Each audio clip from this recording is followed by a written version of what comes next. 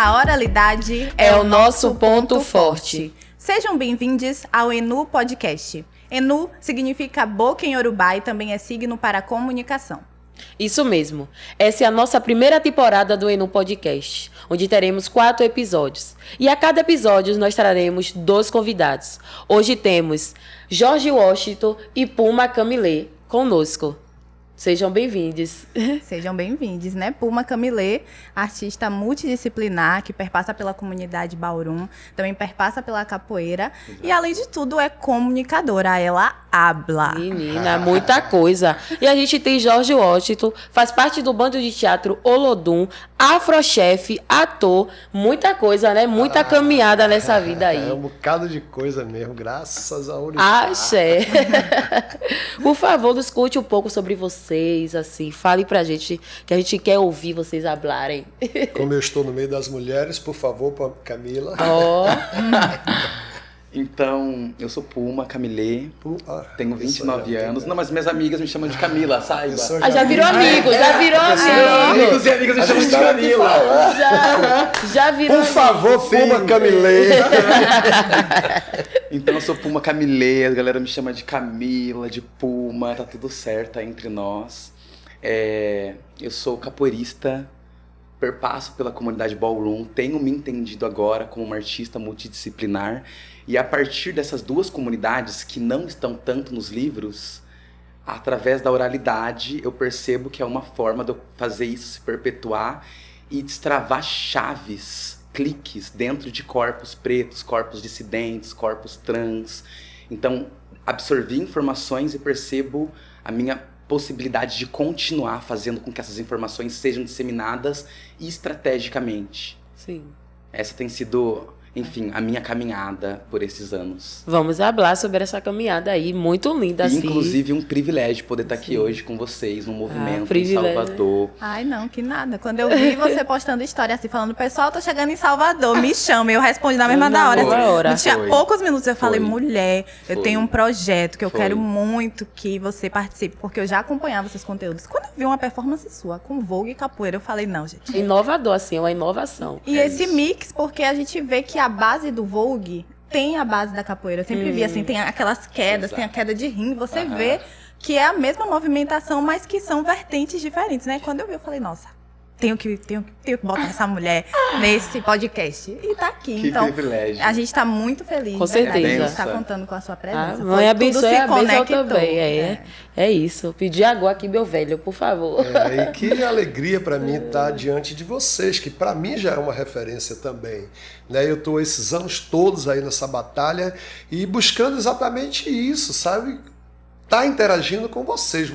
O trabalho que vocês fazem com o Islã das Minas é um trabalho poderoso, é um trabalho de transformação, é um trabalho da gente se ver ali e se repensar e também se divertir, também refletir. É muito forte. Quando eu recebi o convite para estar aqui, eu falei, opa, na hora, porque o que a gente está fazendo aqui é uma coisa que eu adoro, é falar. Sim. Adoro falar e adoro contar a minha história, e adoro contar o que eu aprendi até aqui, para que isso sirva como exemplo também, sabe, numa reflexão, num espelho positivo. Né? Até porque a gente, até pouco tempo atrás, a gente não tinha essa arma poderosa aqui, que é o microfone. A gente não tinha essas câmeras direcionadas para a gente contar nossas histórias. A mídia contava a nossa história da forma que eles queriam.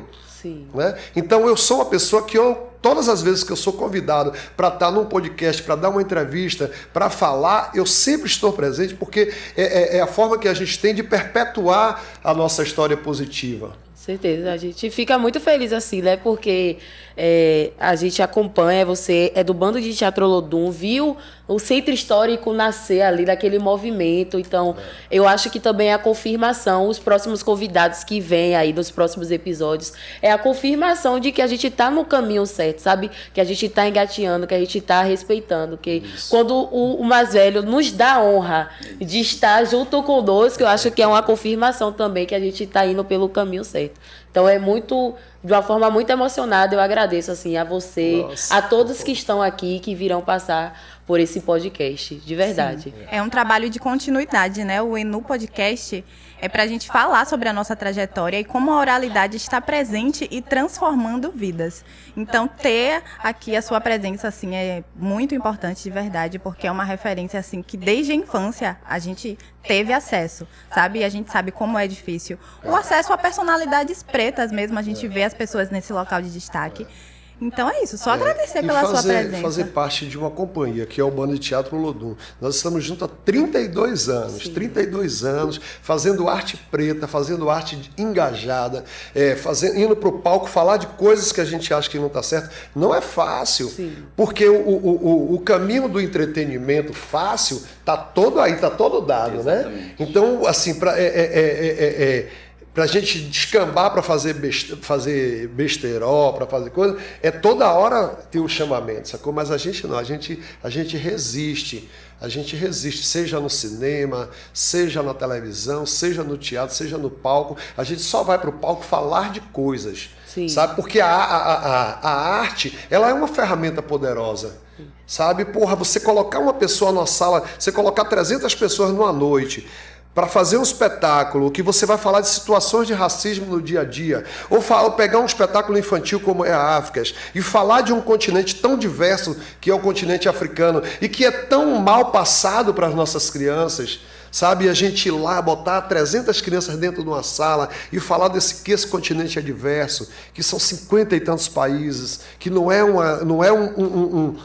país como muitas pedaço, vezes se diz, né? Sim, então e despertar isso na criança, e depois você vê um pai vir dizer assim, poxa, meu filho saiu tão encantado que ele já me falou que nas próximas férias quer ir para a África do Sul. Ai, que coisa mais linda! Sim. Já tocou, sacou? Já foi, já tá rodando. Uhum. E você já viajou para o continente africano, né? Nós fomos para Angola. Nós fomos para Angola apresentar o espetáculo Áfricas. Não, desculpe. O espetáculo Cabaré da Raça, que é um dos espetáculos mais emblemáticos do nosso repertório, né?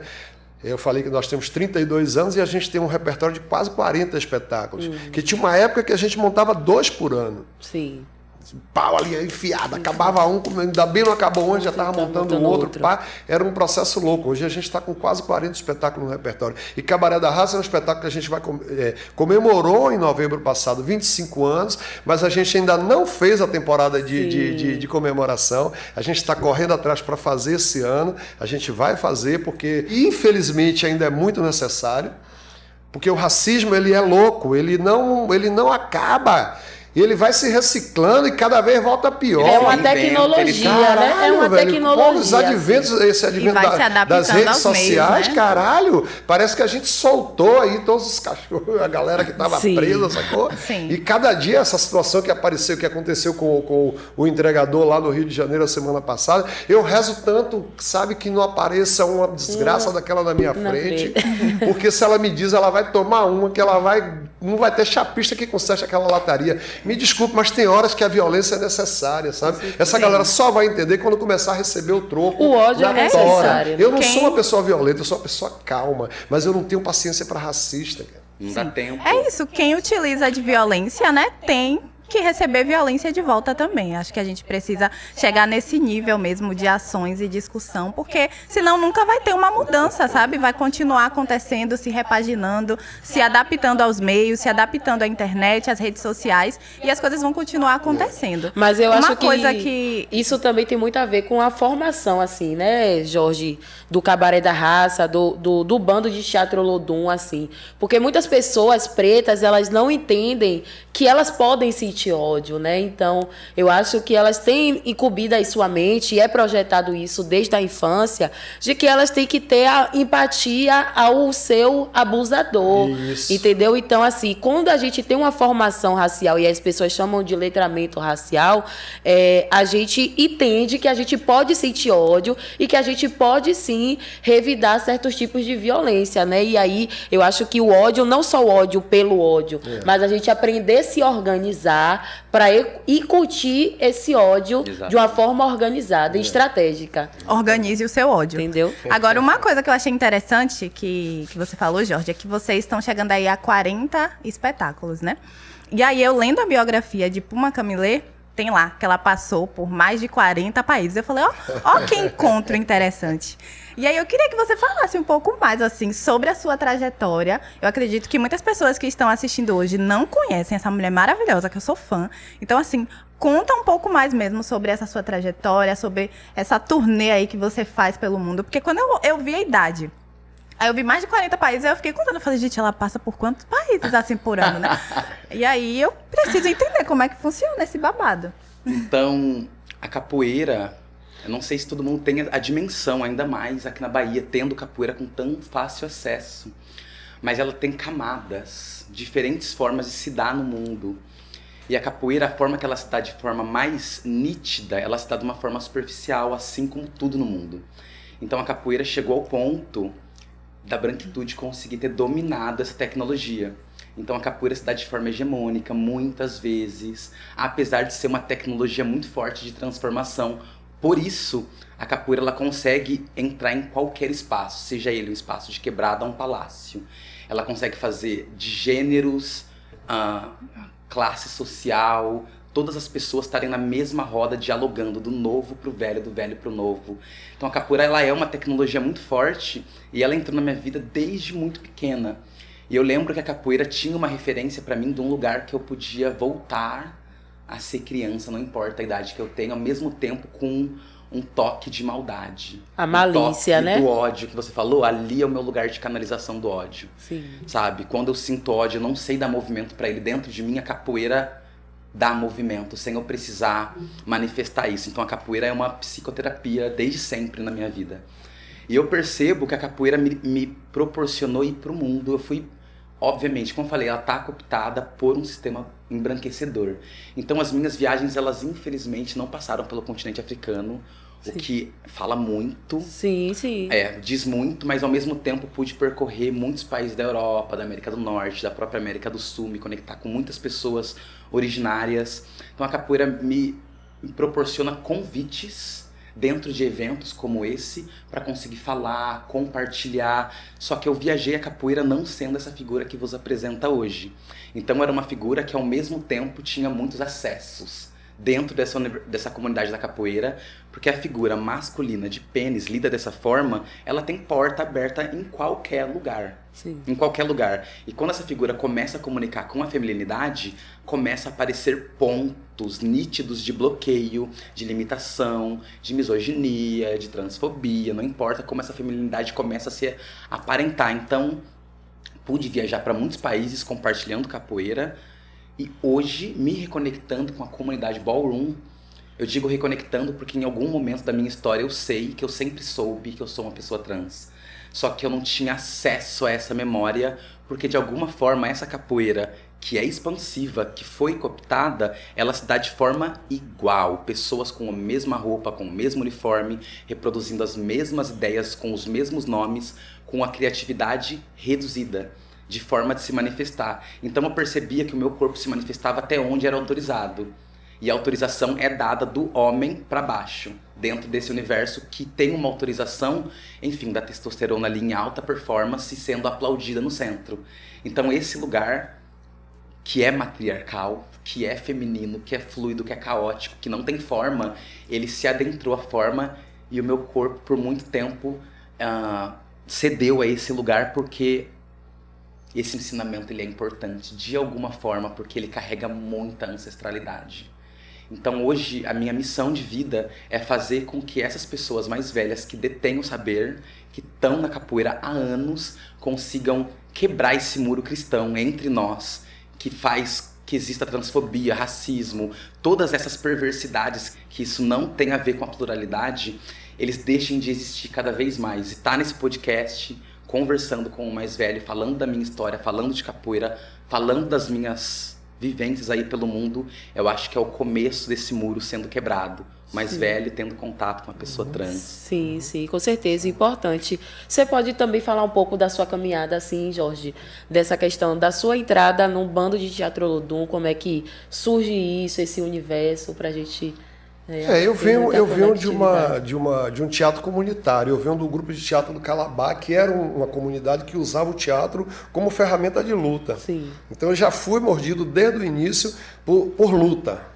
Né? A arte possibilitar um enfrentamento, possibilitar uma briga por território, possibilitar um embate contra a violência policial, contra o extermínio da juventude negra. Sim. Aí eu chego no Bando de Teatro Olodum com os mesmos propósitos, eu encontro lá parceiros, né, pessoas com esse mesmo objetivo, que vêm de outros grupos. E desde o início foi dito pra gente, o Bando de Teatro Olodum é uma companhia de teatro negro. O nome bando já diz tudo, né? Porque bando, né? Exatamente. Antigamente era assim, né? Um bando de maconheiro, um bando de ladrão, um bando de não sei o quê. A palavra bando era uma coisa pejorativa. Aí a gente já parou e falou, porra, como é que vai ser o nome desse grupo? E como era um bando de gente, você fala, vai ser um bando de teatro. Excelente. Porque aí você já afirma a palavra bando. Né, já positiva uma palavra. Isso já foi um ganho. Né? Já foi um ganho, porque é um bando de artistas. Olha, cara, que coisa positiva, sabe? E aí a gente já entra no palco já botando o dedo na ferida. O bando ele é formado no Pelourinho, na comunidade do Maceió Pelourinho. O Pelourinho era considerado o Baixo Meretrício, era o brega da cidade. Era um dos espaços mais discriminados, como é ainda até hoje. Era um dos espaços, todo mundo tinha medo de ir no Pelourinho, porque era Baixo Meretrício, que era lugar de prostituição. O filme O Paió é esse retrato, né, dessa comunidade. E foi um filme que foi muito discriminado. Os baianos, o povo baiano, não na sua grande maioria, mas uma parte, né, aquela casta, né, que a gente já conhece, sabe a opinião muito bem, diz, porque o baiano não é isso.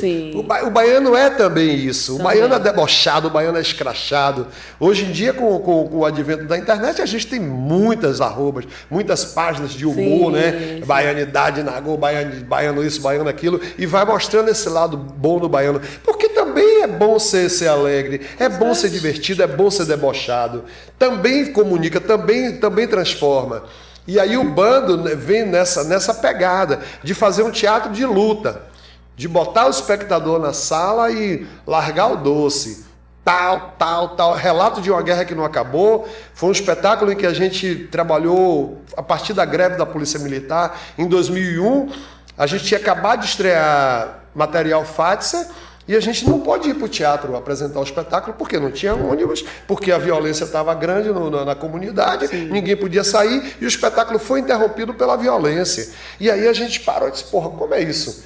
Porra, se a gente sofreu isso, imagine como não foi as comunidades. A gente dividiu o grupo em 7 comunidades. Eu trabalhei em Canabrava, geralmente 3, 4 atores ia para uma comunidade. Eu fui para Canabrava e lá a gente ouvia o relato da coisa. Como foi aqui? Juntava pais de famílias, trabalhadores, mulheres, meninos, crianças, professora, dono de mercado, juntava todo mundo na associação de moradores para saber, por isso que chama relato, para saber deles como foi a greve. Aí cada um contava a sua história. E aí em cada comunidade a gente montou um relato daquela comunidade. Depois a gente fez as comunidades se apresentarem entre si. Então Canabrava apresentou em Castelo Branco apresentou no Engenho Velho de Brotas, Engenho Velho de Brotas apresentou em Piripiri, e a gente depois juntamos todos os relatos, 7 relatos no palco do Teatro Vila Velha, e depois desses 7 relatos, nós montamos o nosso relato de uma guerra que não acabou. Era um espetáculo pesadíssimo. Porrada. Pense aí, velho. Sim. Filha que viu o pai tomar um tiro no olho. Uau. Como é que você fala disso no palco? Sim. Sabe? O dono do mercado, que ele só tinha aquilo ali, era a fonte de renda da família, arrombado. E foram lá e saquearam tudo, e o cara não tinha como repor a mercadoria por conta do saque. Tá? Situações assim diversas de violência, e que são situações que tá na comunidade no dia a dia. O centro da cidade se chocou, porque o centro da cidade teve que parar. Parou, porque aí como não tem polícia, não tem, a violência veio, chegou no centro da cidade. Mas a gente viu o que estava acontecendo a semana passada, em 7 de abril, em Tancredo Neves, em todas as comunidades. Isso é real, sacou? E assim, não tem, cada vez se investe mais em armas. E não se investe em cultura, cara. A cultura pode dar o troco nessa violência aí. Vocês que estão no poder, a cultura pode dar o troco nessa parada. A gente pode estancar essa violência se vocês investirem em cultura. Investir menos em arma, menos em viatura. E investir no humano. investir naquela escola de capoeira que está lá na comunidade, investir naquele grupo de teatro que está lá na comunidade. Eu fiz um trabalho de teatro num terreiro de candomblé lá no Beiru. Todo mundo que trabalhou nesse grupo, não tem um que não esteja hoje aí na intelectualidade. Eu não vou citar nomes porque eu não tenho autorização para dar seu nome. Mas a maioria da galera que participou do grupo hoje é jornalista, é fotógrafo, é escritor, é co-deputado em São Paulo. É gente que todo mundo deu um salto na parada. Sim, é isso muito que a gente comunica, eu e Lúdia, assim, né? A gente fica pensando que o Islã das Minas, a gente faz um trabalho desde 2017, quando a gente inicia na Praça do Conjunto ACM, que aí a nossa ideia era descentralizar esses eventos, que as pessoas tinham que ir para o centro para se divertir ou para ter acesso à cultura, e a gente faz lá um evento comunitário, assim, né, e enche aquela praça de um bairro periférico próximo onde houve a chacina do Cabula, né, e aí a gente fala assim, pô, por que os Islã das Minas não tem um financiamento, né, um financiamento dessa rede, desse governo, para estar atuando, porque a gente faz um trabalho de socioeducação de excelência dentro do estado da Bahia, que a gente não é notada, sabe? Não somos notadas. A gente tem uma importância de trabalhar, de atuar. Quantas artistas dentro do Islã das Minas, que passaram pelo Islã das Minas, estão hoje aí reverberando. E aí a gente fica nessa implicabilidade de que a gente não é notada, sabe? Que o governo mesmo, os estados governamentais não olham pra gente de um modo que a gente merece, assim, ou merecia. E é intencional também, né? Vocês estão dando uma rasteira no sistema. Não tem um processo de regulamentação, de fomento à cultura, assim, né? De um mapeamento mesmo das atividades, das práticas culturais que existem na cidade, que existem no estado, né? Acaba que a gente sempre tem que estar num movimento de humilhação, porque a verdade, a gente tem que estar sempre se humilhando, se apresentando, ficando ali no radar para conseguir algo que ainda não é o ideal, né? Para o nosso grupo, para as organizações, para o teatro, para a cultura como um todo. Que é o que eu acho, assim, a gente deveria receber verbas anuais, assim, de fomento. Mas aí, não só através de edital. Quando a gente cobra, a gente não está cobrando aqui só do governo, não. Porque a iniciativa privada também, que lucra tanto nas comunidades. Essas grandes redes aí de atacadão de mercados que estão aí, açaí, atacadão. Cara, os caras lucram absurdo nas comunidades. E não devolve nada. Não devolve nada para a comunidade. Sabe, devolve e bota segurança, cada vez mais segurança, cada vez mais nos atacando, colocando segurança para nos seguir, me acossando, eu que estou indo lá para gastar meu dinheiro. Né? A gente tem visto o que chega na mídia, mas no dia a dia é muito pior. É muito pior. A gente entra no mercado para ser seguido, para ser, sabe? Eu passo naquele detector de metal, eu passo já me mostrando, eu não roubei nada, não. A gente já fica com medo, cara. Que louco! A gente está indo gastar nosso dinheiro suado. É por isso que eu faço questão de fazer minhas compras no São Joaquim. É por isso que eu faço questão de gastar meu dinheiro nas feiras populares. Exatamente. Porque eu compro diretamente na mão, às vezes na própria mão do próprio produtor. A gente tem que começar a aprender a fazer isso. Tem que começar a deixar esses caras para lá. Eu só compro em mercado grande o que é impossível de eu comprar na feira. A maioria eu trabalho com culinária também. A maioria das minhas coisas, eu gasto meu dinheiro na feira, cara. E a feira é um lugar de aprendizado. Eu chego na feira, eu vou comprar. Outro dia eu fui fazer o sarapatel, aí eu cheguei lá pro cara que vende os condimentos, eu falei, pô, o que é que você me indica para temperar o sarapatel? O cara falou, se fosse você, pegava aqui um pouquinho de limão paper, pega aqui, ó, essa páprica defumada, bota um pouco da páprica páprica doce. Aí o cara foi misturando pra mim. Caralho, velho, o melhor sarapatel que eu já fiz na vida. Eu digo, tá vendo como é bom você fazer a troca, cara? Além de tudo, você vai dando a intenção pra sua energia criativa do dinheiro nesse lugar que a gente sabe que ele vai circular em famílias pretas, nesse lugar de pessoas que estão colocando ali a sua vida na rua para conseguir circular essas histórias. A gente entender que a gente precisa ter esse ódio organizado. Exato. A gente tem uma autonomia entre a gente poder consumir. Isso é importante de a gente estar aqui, por exemplo, a nossa equipe é majoritariamente preta, as pessoas que estão atrás da câmera, as pessoas que montaram o nosso figurino, que fizeram nossa maquiagem. A gente tem uma diversidade entre a gente. Então, é esse o fortalecimento que a gente busca. Assim, você falou muito do filme Ó Pai Ó, e aí eu tenho um amigo que ele veio do Rio de Janeiro, Henry Fox, lá do Rio de Janeiro, que quando ele veio pra cá, aí eu recebi ele na casa de minha mãe fez acarajé e a gente botou Ó Pai Ó pra ele assistir, assim. Vai assim, é tipo meio que uma formação, ó. Você vai tomar uma aula, isso aqui, Ó Pai Ó, sabe? Porque eu acho que o filme Ó Pai Ó, ele imprimiu muito sentimento da gente de Salvador, sabe? Dos baianos, assim, dessa alegria, desse movimento, mas também a gente tem a tristeza ali do genocídio dessas pessoas na infância. Então, é uma formação, assim, botei ele pra assistir e eu acho que Ó Pai Ó, ele mexeu muito com esse sentimento, assim, né? E pra você, Puma, que vem de outro estado, você é de São Paulo, assim, como é esse movimento cultural da sua cidade, né? Dessas performances, você posta muito no YouTube, eu percebi isso. Como é esse rolê pra você? Então, vir à Bahia, pra mim, eu não vou falar resgate, porque não tá nesse lugar. Eu acho que é mais relembrar. Eu acho que eu já, em algum momento não linear da minha história, eu já sei do que eu vim relembrar, do que eu vim recordar aqui na Bahia. Sim. Então, existem saberes, idiomas, culinária, movimentos corporais, pessoas, histórias que em algum momento, mais uma vez, não linear, já está dentro de mim, já está reconectado comigo.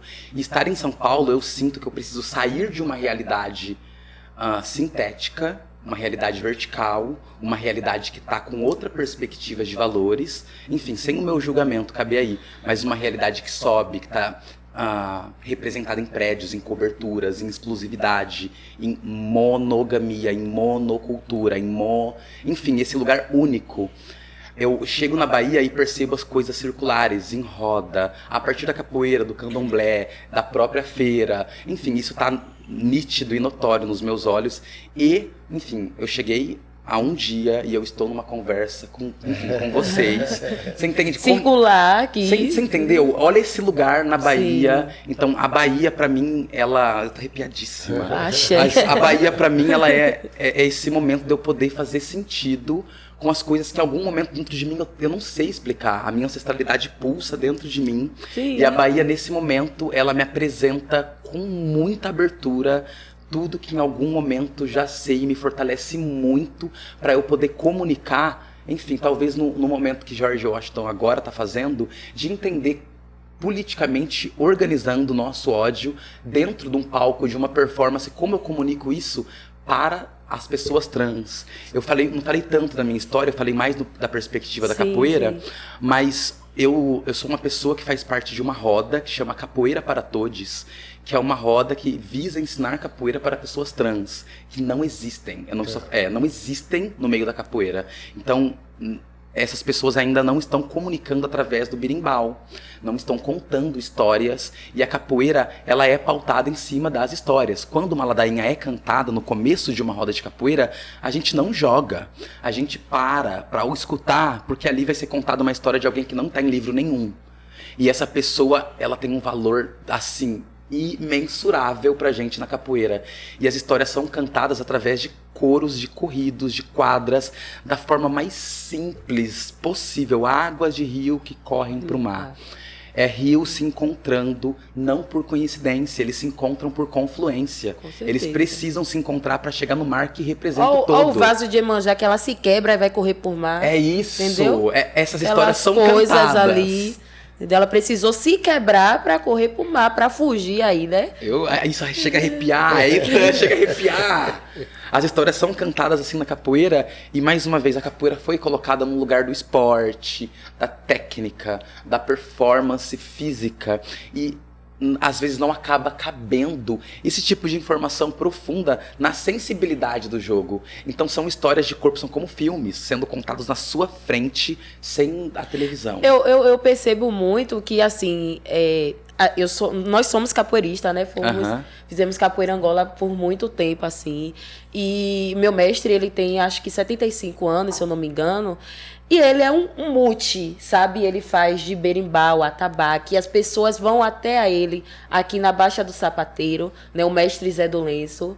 Hoje eu não resido mais nesse grupo, eu tô afastada, mas ainda tenho respeito pelo meu mestre, foi ele que me formou, me ensinou capoeira. Uma grande referência na Uma Bahia, grande no referência. mundo. Mas as pessoas vão até ele comprar berimba, vão até eles comprar berimbau, vão até ele comprar atabaque. Então ele é um mestre completo, sabe? E na roda dele tem um fundamento Exatamente. do mais velho. Claro que tem várias implicações, mas assim, a gente está falando desse referencial. São vários mestres formados novos, mas que não sabem, por exemplo, montar um cachixi. E na nossa formação a gente sempre teve oficinas de cachixi. As pessoas vão comprar cachixi para os seus grupos de capoeira. E ele sabe fazer cachixi e repassa isso para os seus alunos. Então, eu acho que também tem muito do corpo branco dentro desse espaço, sabe? De só ser privilegiado, dessa capoeira expandir, de a gente hoje ter capoeira orgânica. O que é a capoeira orgânica, pelo amor de Deus? Né? Se não esse adentramento dessas pessoas e desse sequestro da nossa cultura. A capoeira, Sim. por si só, ela já é orgânica. Entendeu? É isso que eu tava falando. A capoeira, ela não tem esses formatos, eles são ideias, grandes ideias que foram cooptadas pela branquitude e nominadas. Mas a capoeira é a oralidade pura, é olhar pro bicho e entender o que é letal. Como que o bicho arraia, bate, ela bate com o rabo. Como que o boi bate, ele bate com a cabeça. Como que o cavalo bate, ele bate com coice. Fundamento aí, meu irmão! É olhar pra esse lugar e o seu corpo reproduz isso. Fundamento. Então, a forma, ela é... Eu sempre falo que a branquitude, ela pratica capoeira. As pessoas pretas, elas manifestam capoeira. Então existe... O que não é um problema. Não é um problema. Só que quem tá de fora tá estudando a capoeira, vendo a capoeira. As pessoas pretas estão sentindo capoeira. Então a gente, de alguma forma, precisa desses dois lados. Só que a gente só dá vazão e visão pra esse outro lado que nomina, que dá forma, que enfim, que coloca essa capoeira. Essa mania de encaixar, né, Exatamente. as nossas práticas em caixinhas, né? Encaixotar ali para dizer que existe. Exatamente. E, sobretudo, somente extrair, né? Eu acho que é um dos maiores aprendizados Boa. para mim na capoeira, que é sempre a troca. Você estar ali é sempre uma troca. Por isso que eu agradeço muito ao mestre Zé do Lenço por ter me formado, porque tudo que eu aprendi na capoeira foi com ele. Eu não sabia tocar berimbau. Ele teve a paciência de nos ver errar muito, de Sim. ficar tocando super errado, mas a gente estava lá tocando, de nos ensinar a saber a base de todos os instrumentos, sabe? Ele proporcionou uma formação completa, justamente para ensinar que a gente precisa retirar, aprender com a capoeira, mas também retornar para a capoeira. Isso. A capoeira é uma energia. É um movimento. Então não adianta você só aprender, você extrair ali aquele aprendizado para você, que é um processo de cura, tanto psicológica, tanto física, tanto espiritual, e você não dá um retorno para a capoeira. Então a gente teve muito isso na nossa formação e que a gente vê que está se perdendo, né, no movimento, principalmente com a adesão de pessoas brancas que chegam, extraem ao máximo dos mestres, sequestram mesmo os conhecimentos e não dão nenhum tipo de retorno. A gente vê grandes mestres que morreram sem dinheiro, sem nada. Então, esse movimento da gente entender que precisa retornar, né? Independente, assim... É esse contato que está acontecendo hoje com essa referência que já faz esse movimento de transgredir, de reconfigurar, de ressignificar, de colocar, enfim, a ferida exposta pra gente poder curar a ferida, não negar a ferida. Então entender sim que existe... Pra cura tem que se mostrar a Precisa se ferida, né? A mostrar gente a tem uma ferida. Baguaê aí para Exatamente. o Baguaê se curar, ele precisou se mostrar a ferida, assim. O nosso mestre tem muito desse resgate, assim, né? Ele é do Barro Vermelho, então ele trouxe o Samba dos Reis. A gente voltou pro um lugar extremamente rural.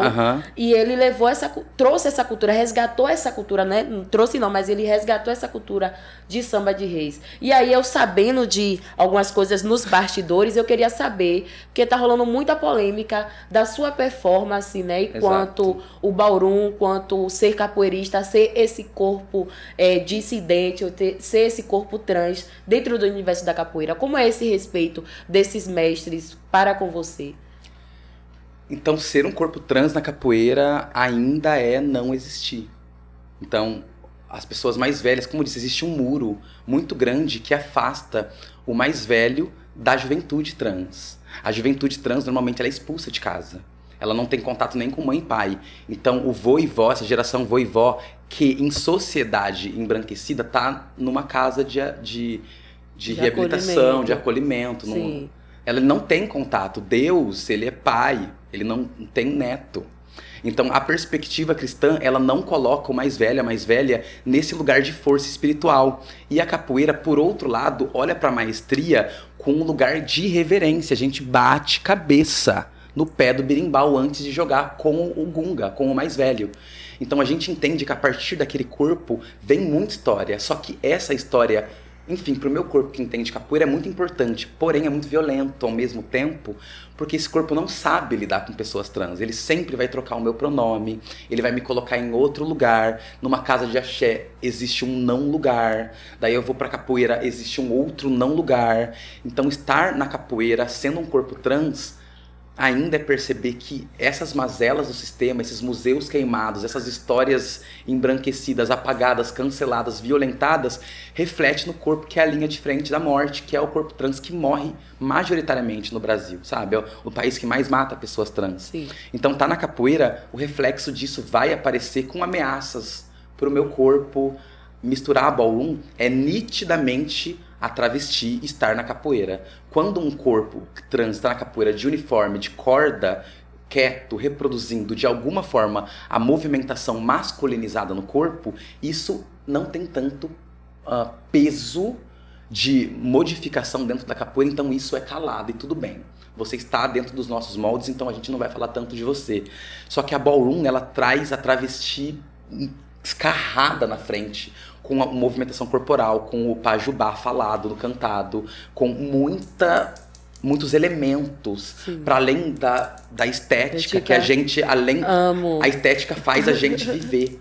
A estética é a minha estratégia de subsistência, de existir. Eu existo por conta dessa estética. Sim. Então a capoeira reforça mais uma vez que a partir da estética, sim, é importante para a capoeira, que também se dá a partir da estética, que é a primeira coisa que mata a gente, é a estética. Existe um corpo esteticamente preparado para morrer. Tem cor, nariz, gênero. Com certeza, tem, absoluta. Então, usar do meu salto alto na capoeira é reforçar uma realidade que ainda não está na capoeira. Não que eu não que eu aconselhe pessoas a jogarem salto alto. Não, absolutamente. Né, amiga? Senão você vai dar o quê? Você vai tomar uma rasteira. Você vai tomar uma rasteira. Vai cair, vai bater a cara no chão.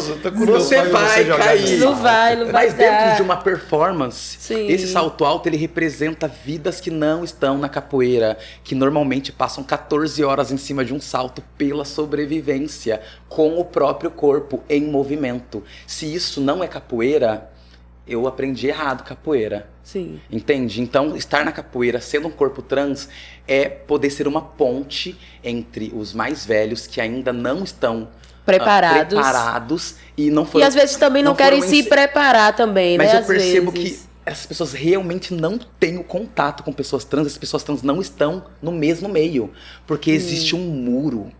Essas pessoas estão caminhando na mesma direção, só que com um muro entre elas. E eu percebo que eu posso ser essa ponte informacional com muito respeito aos mais velhos e ao mesmo tempo, com certeza, trazer as travestis para chegar no sapatinho. Calma, gatas, Calma. Vamos falar com os mais velhos?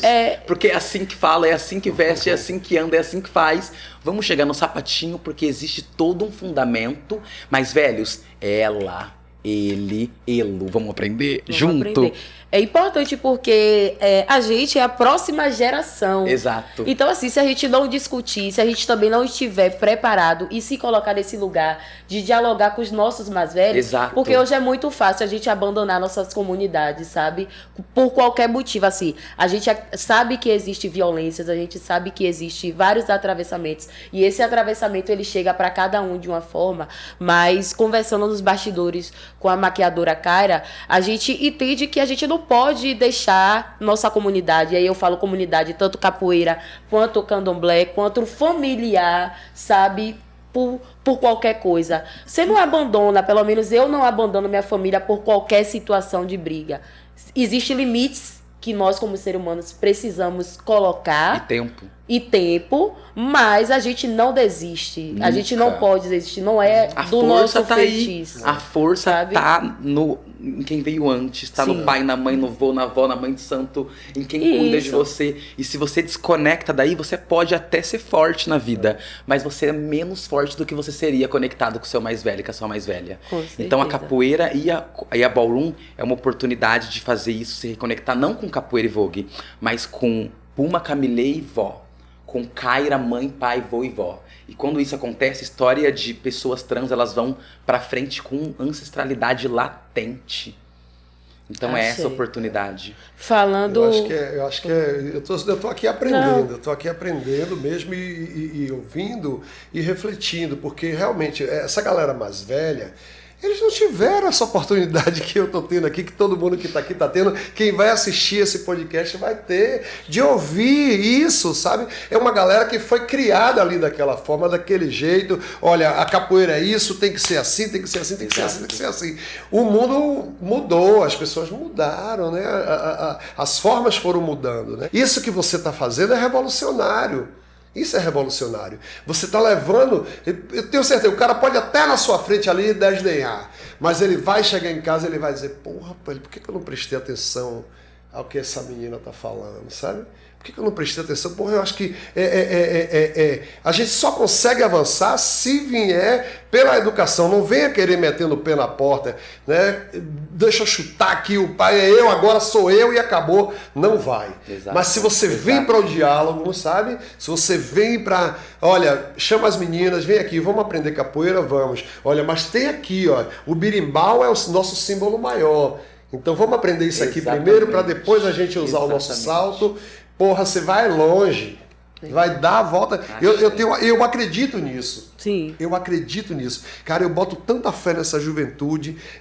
Tem um podcast que eu falei assim, eu tenho vontade de avançar no pescoço desse jovem que fica falando mal do Ilê. Foi no sentido figurado de avançar no pescoço. Mas eu fico muito puto da vida mesmo quando eu vejo uma juventude que não respeita a caminhada, que não respeita a trajetória. Porque hoje essas meninas estão aqui com essa força, com esse poder, que elas têm esse poder hoje de fazer através da poesia, o Islã das Minas, através da poesia, através de todas as produções que elas fazem, de se mostrar e de ir lá e de avançar, porque teve uma galera lá atrás que tomou pau, velho. Com certeza, Tomou pau, sabe, que a mãe puxou pelo cabelo, botou pra dentro de casa, não, você não vai pra roda de capoeira, você não vai pra roda de negócio de nada.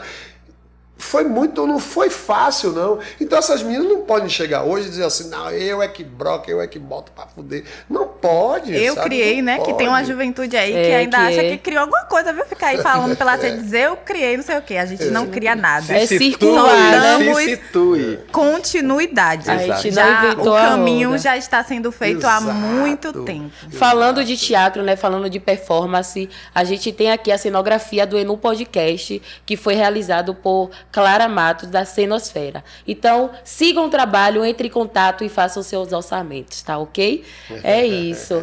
É muito importante esse diálogo dessa juventude. A gente tem aqui esse intercaminho, e outros episódios também vão ocorrer isso, né? É de uma potência latente. Conta pra gente como é que foi gravar e reverberar esse filme do Alpaió. O filme, o 2 que a gente está fazendo, o 1 ou o 2 que você quer saber? Spoiler!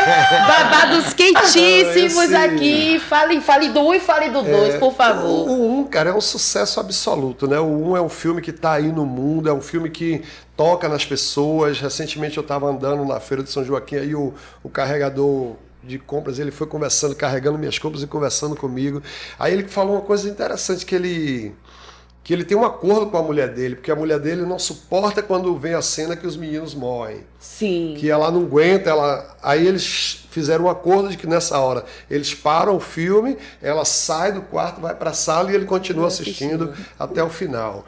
E por que aqueles meninos morrem? Morrem porque existe, na realidade, Com certeza. um extermínio da juventude negra. O trabalho do bando de Teatro Lodum é esse, é botar o dedo na ferida. A gente já falou de ferida aqui, que a gente sosseca ela quando a gente trata. Sim. Né? Não adianta você varrer o lixo, botar debaixo do tapete, é botar o dedo na ferida. A arte tem que ter esse comprometimento mesmo. E o filme deu esse recado. Aí pense esse grupo, né, contando essa mesma história 15 anos depois, com a experiência que a gente acumulou enquanto homens, mulheres, né?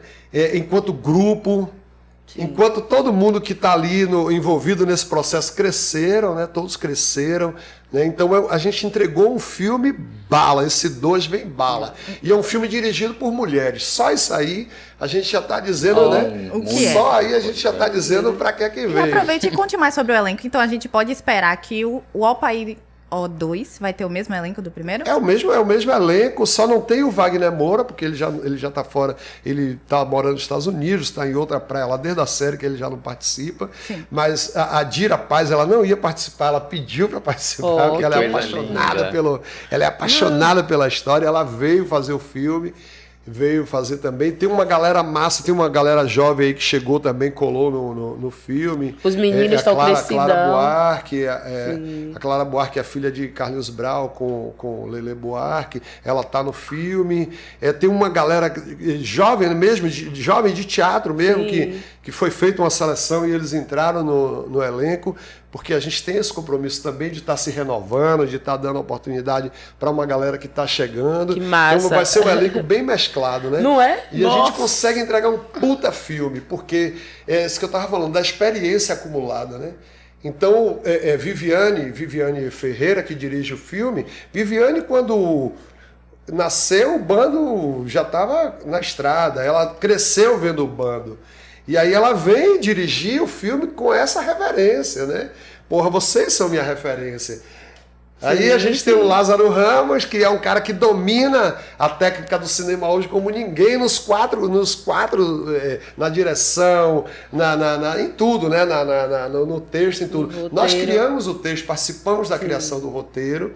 Então isso já é um facilitador. E aí a gente ia... No set a gente conseguiu mudar coisas. A gente ia rodar e olhava assim, aí Lázaro dizia, peraí, gente, essa cena aqui, velho, isso aqui é pra quê? Pra dizer o quê? Sim. Que a gente não sabe que o Salvador tem uma ladeira. A gente não sabe que é subir uma ladeira. Pelo amor de Deus, vamos fazer. Aí a gente improvisava rapidinho ali, pai, aí mudava. E ela super comprando a parada, sabe? O bando, quando a gente está na cena, cara, é difícil dar o corta. Seja no teatro, seja no cinema, seja na TV, é difícil dar o corta. Porque a nossa veia de improviso é tão louca, sabe? Tão grande, que a gente não consegue parar.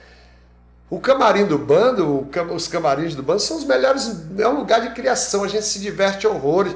E é putaria por cima de putaria. Eu tô me arrepiando com essa fala. E isso é também o set de filmagem. A gente vai pro set, a brincadeira continua, só fica sério quando diz, bom, agora vamos rodar e tá. Aí volta a sério, mas mentira, porque por trás tem alguém te sacaneando lá, o cara não tá em cena, tá fazendo um corte, tá sacaneando, o outro tá sacaneando. É uma loucura. Quando dá o corte, é uma explosão. Às vezes não desliga a câmera, e aí você tem cenas no 1 que é depois do corta. Sim. Quer ver um exemplo? Aquela cena que Neuzão tá no tabuleiro da Baiana. Sim. Sim. Aí a Baiana fala, aí não sei o que lá, Neuzão faz assim, só Jesus na causa, aí a Baiana, Jesus no meu tabuleiro, Baiana. Isso já tinha dado corta, Sim. maluco. E foi aproveitado no filme, Sim. porque, pô, é tão sensacional. Jesus no meu tabuleiro. Pensa aí, uma baiana de acarajé. Ela falou Já uma estava parada discutindo dessa. o bolinho de Jesus ali, né? Já estava imprimindo ali essa discussão do Então, bolinho esse de filme Jesus. 2 vem com uma carga, sabe, de questões, de coisas que são coisas muito sérias que a gente está falando ali. Sim. Porque a gente tem esse compromisso, né, de falar de coisas, tá? Então, é isso. É isso. Vai vir um Você puta falou filme, muito eu do não tenho noção. bando. Eu tô maluca. Eu acabei de chegar em Salvador, mas eu já tô maluca pra conhecer esse bando. Eu vou te levar lá para você fazer uma aula com a gente, dar uma aula com a gente. A gente está no momento agora de criação, a gente está fazendo aulas, a gente está com a proposta de montar um espetáculo novo no início do segundo semestre. Aí nesse momento a gente está chamando de manutenção. A semana passada a gente teve uma aula massa com Simone, ela fez, eu esqueço agora o nome do método que ela pegou as músicas de Angola, aí botou a gente para Pô, foi uma aula incrível, Uau. cara, uma aula incrível. Pô, a maioria do bando hoje tá na casa dos 40, 50, sacou? Aí eu fico sacaneando o Zebrinha, nosso coreógrafo, fala agora, você vai ter que aprender a fazer a aula, vai ter que aprender a dar aula com corpo duro. Não venha pra cá querer dizer que você vai impor esse negócio do seu corpo de baile, não, porque a gente não vai comer pó de corpo de baile. Você vai ter que botar esses corpos aqui pra dançar. Aí tá sacaneando, sacou? Mas é real, porque é real também isso. Né? A gente envelhece, cara. Não, sim. A gente envelhece e a gente melhora. O corpo pode não dar a intenção, né, do salto, do virar, mas se botar a gente dá também. Eu vi lá na aula com Simone. Ela começou um negócio de um movimentozinho, pai, a gente foi aquecendo. Daqui a pouco a gente já tava virando, já tava... sabe? Já tava fazendo movimento. Falei, caralho. Tudo é um movimento contínuo, né? Exato. Por isso que a oralidade proporciona isso, né? Proporcionou esse encontro aqui. E não aí... é apenas também envelhecer, né? Mas envelhecer com qualidade, com Isso. saúde. Com aprendizado Que é o e principal. acúmulo, né? Com acúmulo. A gente vai acumulando, que chega uma hora que o bagulho já tá dado. Velho. Sim. Já tá E dado. ao mesmo tempo com reverência, se entender que é um lugar, enfim, a você sentar, a você contar, a você continuar e as pessoas à sua volta gostarem de estar à sua volta. De você se sentir cuidado, amado pela sua comunidade, pelos Sim. seus mais jovens. E os mais jovens sim entender que é um outro lugar a cuidar, um lugar a escutar, um lugar a não ter pressa, a deixar essa pessoa falar o tempo que ela quiser, não cortar ela, a deixar o mais velho estar ali à vontade, gostando de estar perto da juventude. Sim, sim. E entender o jovem também como protagonista do bagulho, porque o jovem é que vai dar continuidade. Então a gente também para ouvir os jovens.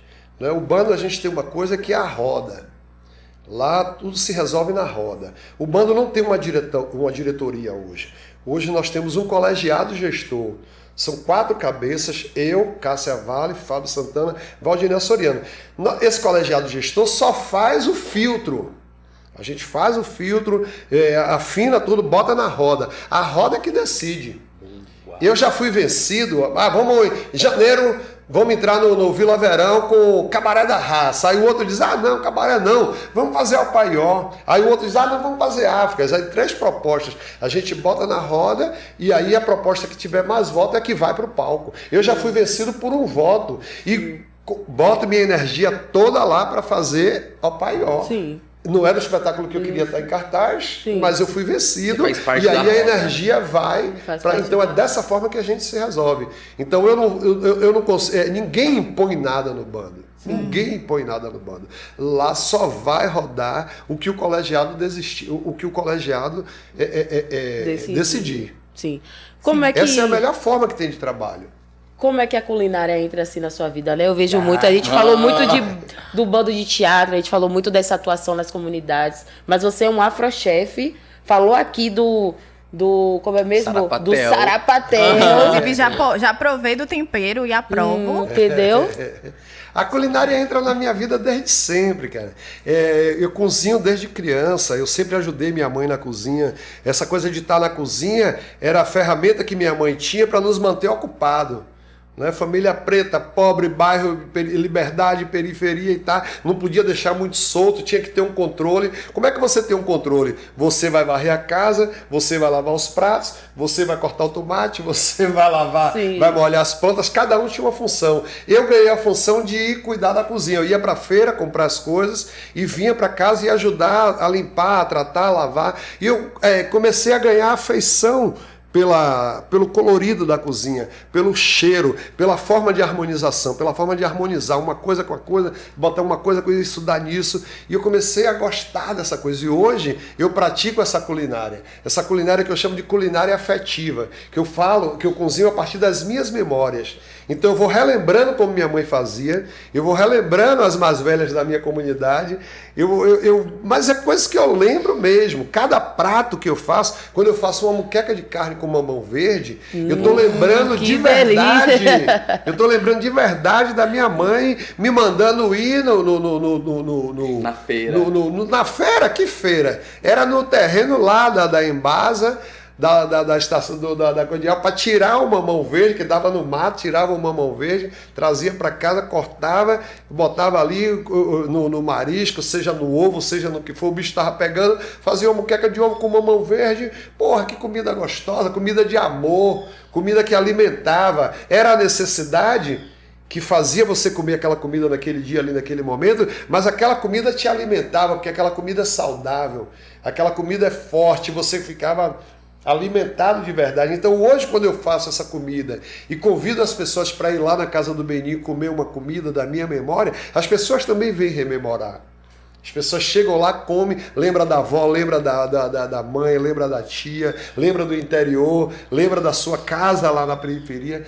Isso faz com que essa coisa seja rica, seja com que a gente vai repassando o nosso aprendizado. É também uma forma de repassar, sabe? E juntando as linguagens da forma que eu faço, né? Porque eu faço a receita, aí eu chamo Ludmilla para fazer um poema, para lançar um livro, aí chamo uma Denise Corrêa para cantar, um Dão para cantar, bota uma roda de samba, bota uma banda de forró, chamo um empreendedor para apresentar o seu produto, ir lá vender o seu produto, e aí faço essa mistura de linguagens e que traz as pessoas para uma tarde de pura felicidade. Eu vejo no rosto das pessoas, eu vejo na fala das pessoas, né, que estão ali. Pô, que lugar incrível, cara, que união. Aí as pessoas, como é que você consegue atender todo mundo? Como é que... Cara, porque tem amor aqui. É isso. Tá por isso que eu tô fazendo, eu tô fazendo com amor. Tá fazendo com vontade, A gente né? aí não tem red pill aí, né? Não tem masculinidade feminina sendo introduzida na masculinidade masculina. Porque Não também na tem, minha não infância tem, eu tinha um primo que a gente tinha que dividir as tarefas domésticas para sair dentro de casa, né? Essas coisas de que homens não podem cozinhar, que homens não podem varrer uma casa, é um outro Já contexto, foi, é um outro contexto. Porque foi. a gente precisava ficar fora da rua e a gente precisava dividir, porque nossas mães estavam trabalhando, nossas mães estavam em outro lugar, e quem vai arrumar essa casa?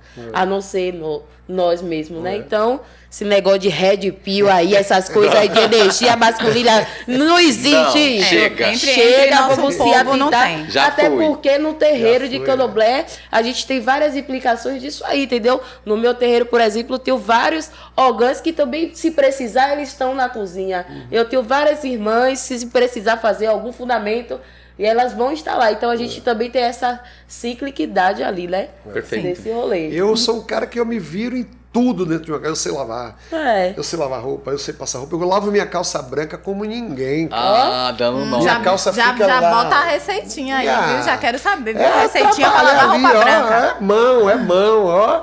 Não tá ainda, não quero, vou lá e refaço de novo. É paciência, é calma, não pode ser, não pode entrar no ritmo louco, frenético que a gente tá, sabe? Cozinhar, limpar uma casa, arrumar uma cozinha, é tudo. Eu não pago, desculpe aí, não estou falando mal de terapeuta, Sim, não estou falando sim. mal de psicólogo, mas terapia também é você limpar a sua casa, é você ajudar a cozinhar, é você ajudar a arrumar, é levantar e arrumar sua cama, não esperar sua mãe vir arrumar sua cama, é varrer sua casa, é lavar seu banheiro, tudo isso é terapia também. São as ações que moldam o sujeito, né? É isso. E aí eu queria ouvir uma Camilê, ela contar pra gente como foi que a comunicação entrou na sua vida, né? Você também é comunicadora, para além de tudo isso que ela já mostrou aqui hoje. E aí eu quero Muita que história, você... né, menina? É muita A história, gente gente. já fica aqui, ó. Isso é muita Então, assim, história como pra é se que a ouvir. comunicação, né, ela existe? Então- Para além do seu corpo, porque já é uma forma de se comunicar também, É né? exatamente aí que eu ia chegar no ponto. Admito que eu sou criada numa família de várias mulheres na mesma casa, assim, vamos colocar 12 mulheres desde sempre, que falam muito bem, se gesticulam muito bem. Minha mãe, acho que é a minha maior referência de comunicação. Tudo pra minha mãe, ela sempre deu um jeito. Enfim, família preta, pobre, enfim, aquela história. E minha mãe sempre teve muito jeitinho de fazer as coisas funcionarem. Então ela conversava na escola pra fazer eu não poder ir nesse dia porque ia precisar fazer, enfim, ser benzida. E ela sempre na conversa, ela conversava na conta do ovo pra gente conseguir pagar daqui tantos dias. E conversava no moço do açougue pra conseguir. Então minha mãe sempre muito bem explicado, os porquês. E eu comecei a ver que eu tinha que explicar pras pessoas, que eu tinha que falar, não podia só fazer. E a capoeira me vem num lugar que as coisas que eu não conseguia falar com a boca, o corpo ele dava outra forma de conseguir comunicar coisas que talvez eu não conseguisse explicar. Então acho que a comunicação vem a partir da minha família muito forte, na capoeira com o corpo. Aí eu me reforço enquanto comunicadora quando eu me reforço em sociedade como um corpo travesti. Percebo que eu sou uma pessoa preta retinta, não existem travestis na capoeira, estou mesclando duas comunidades que ainda historicamente não se encontraram. Madame Satã em 1940 estava tentando falar de uma coisa e a história foi interrompida pela violência. Não pela morte, mas a violência de não poder comunicar isso. Inclusive, eu poder comunicar hoje é por tudo que ela fez. A minha história é legítima porque existiu a história dela. Então a minha história não pode ser cancelada porque Madame Satã pavimentou todo um caminho para eu poder comunicar. Então eu sou comunicadora porque pessoas como eu antes não puderam comunicar. Então eu preciso me colocar nesse lugar de poder falar histórias que não foram faladas ainda. Apesar de ser muito jovem e saber que o meu lugar ainda é da escuta, de perceber que eu preciso sentar perto dos mais velhos e das mais velhas para escutar, a estética, a imagem, ela mata toda aquela história. Então a minha imagem, ela ainda não está falando, ela está morta. Então não dá tanto tempo de eu esperar, eu tô sendo ameaçada de morte, sabe? Dentro da capoeira. Então, enfim, a morte não me assola, não tenho medo dela, não acredito na morte enquanto fim. Inclusive, se a minha vida acaba aqui, 15 cabeças vão nascer e vão nascer outras pessoas falando da mesma coisa. Então eu já não tenho mais medo de morrer, então tô aqui existindo. Tô aqui existindo. Sim. Porém, eu preciso falar. Eu preciso falar porque essa corporalidade precisa falar na capoeira pra, enfim, a gente conseguir expandir a roda, fazer com que essa roda seja multicolorida, assim como a cozinha de George Washington, né? Uai. A gente tá chegando no finalzinho do nosso programa, né? Desse primeiro episódio, assim. A gente ficaria horas falando aqui, se comunicando, né? E aí fica uma dica para vocês que quiserem fortalecer, serem colaboradores do Elo Podcast, pra gente ter mais papos como esse. Chegar junto aí, entre em contato, a gente vai deixar nossas redes sociais. Mas aí eu queria que vocês fizessem as considerações finais de vocês, se tem alguma coisa para divulgar, né? Como esses processos aí. Então eu vou começar. Que vocês me sigam aí nas redes sociais. É Jorge Washington R, tem um R no final, Jorge Washington R, de Rodrigues da Silva, mas é Jorge Washington R. E tem @ do Culinária Musical Afrochef. O Culinária Musical ele acontece uma vez por mês na casa do Benino Pelourinho. É um programa imperdível. Você vai lá comer uma comida boa, ouvir uma boa conversa, sabe, trocar uma ideia, conhecer pessoas novas, tomar um bom drink. Eu cozinho, faço drink, pinta porra, sambo, danço, tiro foto. É um bagulho louco. Ela já foi umas 2 ou 3 vezes, sabe do que eu tô falando. Então é isso. Obrigado, uma alegria imensa estar aqui. Axé, a gente que agradece também, assim, de verdade, de ter, né, essa antiguidade, mas não falo de antiguidade muito longe, sabe? Eu falo dessa questão do respeito mesmo, assim, me sinto contemplada de ter pessoas como vocês nesse programa, de ter pessoas integrando, né, o Elo Podcast, principalmente abrindo os caminhos, a boca, a Exu, comunicação. A gente falou de tantas coisas hoje aqui, né? A gente falou de vida, de morte, de ancestralidade, e aí eu agradeço de verdade, né? Eu quero ouvir uma Camila. Eu estou aqui para ouvir essa mulher. Então, eu quero agradecer por abrirem os meus caminhos na cidade de Salvador, porque, enfim, acho que é o primeiro convite que eu recebo aqui em Salvador, estando aqui. Enfim, um convite matriarcal que vem delas para ela, para eu chegar, de alguma forma, tendo o meu contato com referências femininas dentro de Salvador e com o mais velho agora, George Washington, que faz um movimento que de alguma forma se intersecciona fortemente com o que eu venho comunicando, só que com outro saber, com uma outra sabedoria, com uma outra experiência. Então me serve como injeção de ânimo, como gás, como referência, e ao mesmo tempo a minha ânsia aqui por me conectar com todos de Salvador que estejam na mesma direção política de transgressão, os que não, tá tudo bem, a gente continua se encontrando por aí. Mas para as pessoas que estão enfim, a fim de expandir a roda, de fazer movimentos que não sejam normativos, que não sejam exclusivamente cisgêneros, pessoas que queiram falar de outras possibilidades de existência, eu, Puma Camille nas redes sociais, com C e 2 L's, estou aqui aberta a comungar, comunicar, fazer outros projetos, tanto com vocês aqui, obviamente com o bando, na Casa Benin. Olha esse feat aí, gente. Vamos. De coração aberto, de coração aberto. Muito obrigada aqui por toda a produção, pela maquiagem impecável da boneca, por toda... Entendeu? O Enu Podcast é esse lugar de troca, né? Esse é o nosso primeiro episódio que está chegando ao fim. E eu quero muito agradecer a nossa equipe, que a gente tem uma equipe maravilhosa nos bastidores, que vocês não fazem ideia. Entendeu? Mas principalmente falar que a gente tem o apoio financeiro da Vale do Dendê, a Tatu Equipa, Itaboc Equipamentos e a Cenosfera. Continuem nos acompanhando, porque vem muita coisa boa por aí. Mas não precisa sair daí agora não, porque a gente vai terminar esse primeiro episódio da melhor forma que a gente gosta, que é com poesia. Fica aí com a Pílula Poética.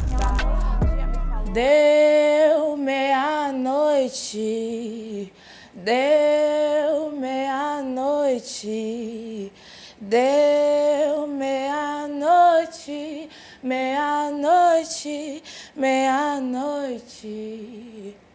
Se você passar por uma encruzilhada e tiver uma moça com a rosa na mão, peça licença, passe, mas não pegue o que tiver no chão. Aquela moça um dia me falou que eu vou encontrar um novo amor e que entre muitos será ouro. Ela falou olhando no meu olho. A moça enfim de dentro de mim. Que amor é esse que me deixa assim, linda, iluminada, segura de mim? E não há outro que sirva para mim. Pimentas, Marias, temperos, proteção. Mulher que tranca a rua e que chama a atenção. A cada esquina que eu passar, olhares a me reparar, desejos rasos a me sondar. Ai de mim se não fosse os patuá que me mantém seguro em cada curva. Das caminhadas noturnas, o primeiro gole sempre vou derramar.